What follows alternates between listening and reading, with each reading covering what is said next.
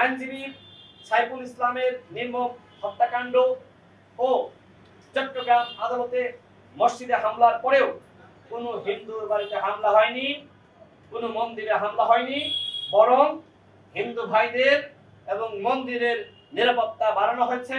এদেশের রাজনীতিক, এদেশের বিভিন্ন অঙ্গনের ব্যক্তিবর্গ, সরকার থেকে শুরু করে দায়িত্বশীল সকলেই দেখবেন তারা দায়িত্বশীল ভূমিকা পালন করেছে এবং বাংলাদেশের মানুষকে ধৈর্য ধরার আহ্বান করেছে।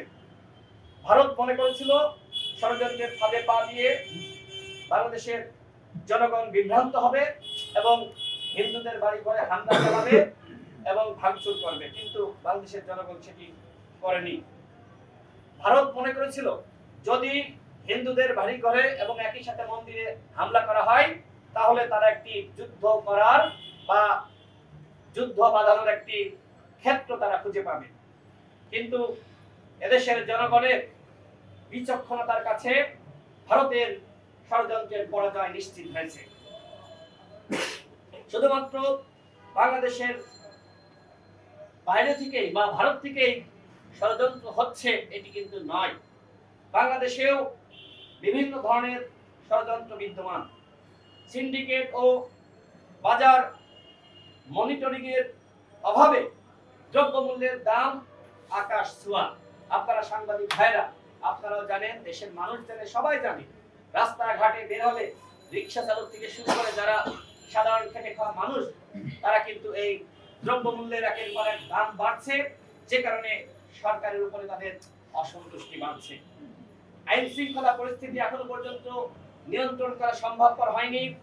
যারা গণহত্যার সাথে সরাসরি জড়িত ছিল জেলাগুলোতে আওয়ামী লীগের যারা হাইকমান্ড এবং কেন্দ্রীয় হাইকমান্ড, সেই উবায়দুল কাদের থেকে শুরু করে আসাদুজ্জামান খান কামাল থেকে শুরু করে উবায়দুল কাদেরের আশপাশে যারা থাকতো, জাহাঙ্গীর কবির, নানক, হানিফ সহ কাউকে এখনো পর্যন্ত গ্রেফতার করা হয়নি।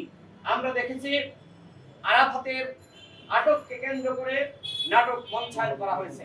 আমরা দেখেছি হাসান মাহমুদের আটককে কেন্দ্র করে নাটক মঞ্চায়ন করা হয়েছে।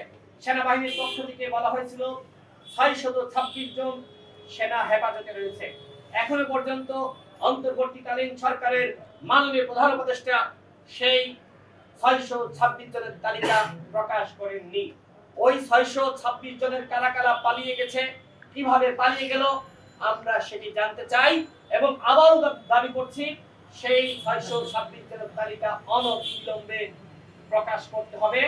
যারা আওয়ামী লীগের হাইকমান্ড, উবায়দুল কাদের থেকে শুরু করে জাহাঙ্গীর কবির, নানক সকলকে গ্রেফতার করতে হবে।